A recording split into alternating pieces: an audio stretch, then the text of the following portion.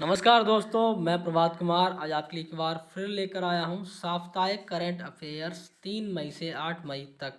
यानी कि तो दोस्तों मैं पूरा आपको डिटेल बाय डिटेल लेके चलूँगा। अगर आपको मेरा ये सेशन अच्छा लगेगा तो आप प्लीज़ इसको लाइक शेयर सब्सक्राइब ज़रूर कर देना। तो दोस्तों हमारा पहला प्रश्न है, केंद्रीय मंत्री नितिन गडकरी ने हाल ही में घोषणा की कि भारत सरकार ने अगले 2 वर्षों में जितने लाख करोड़ रुपए के सड़क निर्माण का लक्ष्य रखा है तो वो है 15 लाख करोड़ रुपए।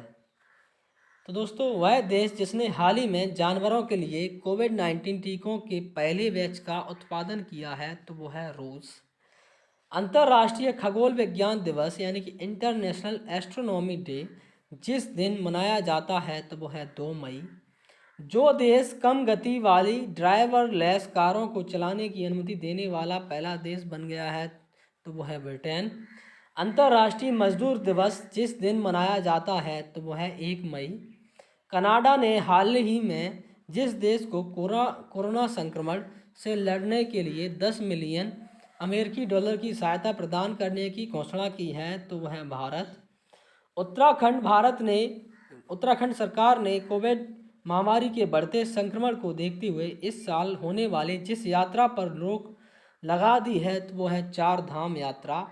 भारत के जिस पूर्व अटॉर्नी जनरल का 91 वर्ष की उम्र में निधन हो गया तो वो थे सोली सोराबजी। हाल ही में जिस देश ने ऑस्ट्रेलिया से व्यापारिक समझौतों पर चल रही सभी गतिविधियों पर अनिश्चित काल के लिए रोक लगा दी है तो वह है चीन। जिस देश ने 12 से 15 साल तक के बच्चों के लिए फाइजर की वैक्सीन को मंजूरी दे दी है तो वह है कनाडा। वह राज्य सरकार जिसने हाल ही में कोरोना रोगियों के लिए आयुर्वेदिक टेलीमेडिसिन सुविधा शुरू की है तो वो है हरियाणा। महात्मा गांधी के जिस पूर्व निजी सचिव का हाल ही में निधन हो गया है तो वह है बी कल्याणम। वह देश जिसने कोरोना की सिंगल डोज वैक्सीन बनाने में कामयाबी हासिल कर ली है तो वह है रूस। हाल ही में जिस राज्य सरकार ने 10 से 24 मई तक संपूर्ण लॉकडाउन लगाने की घोषणा की है तो वो है राजस्थान। हाल ही सॉरी तमिलनाडु के नए मुख्यमंत्री के रूप में जिसने शपथ ली तो वो थे M.K. स्टालिन। आर्थिक मामलों की मंत्रिमंडलीय समिति CCEA ने हाल ही में जिस बैंक में प्रबंधन नियंत्रण के हस्तांतरण के साथ रणनीतिक विनिवेश के लिए सैद्धांतिक मंजूरी दे दी है तो वह है IDBI बैंक। पश्चिम बंगाल में तृणमूल कांग्रेस प्रमुख ममता बनर्जी ने लगातार जितनी बार राज्य के मुख्यमंत्री के रूप में शपथ ली तो वो है तीसरी बार। जिस राज्य सरकार के पश्चिम खासी हिल्स जिले के पास एक इलाके से करीब 10 करोड़ साल पहले के सौरोपॉड डायनासोर की हड्डियों के जीवाश्म मिले हैं तो वो है मेघालय।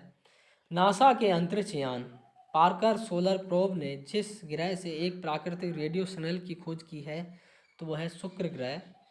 श्रीलंका के पूर्व क्रिकेटर नोवान जोशा पर अंतर्राष्ट्रीय क्रिकेट परिषद ICC की भ्रष्टाचार रोधी संहिता का उल्लंघन करने के लिए जितने साल का बैन लगा दिया गया है तो वो है 6 साल का।